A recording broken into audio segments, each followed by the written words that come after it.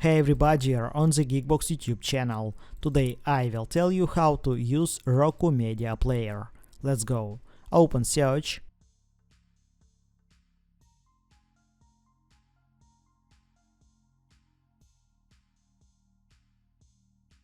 Find Roku Media Player app.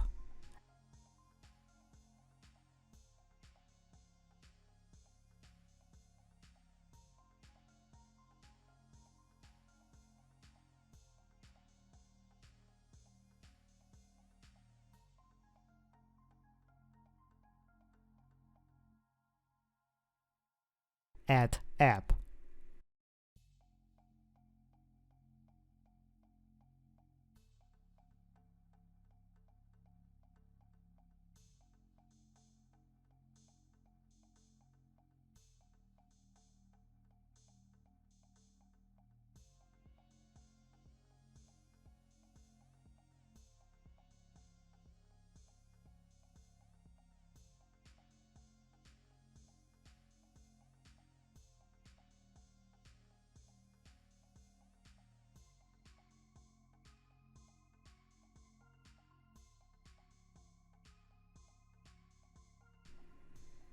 Open app.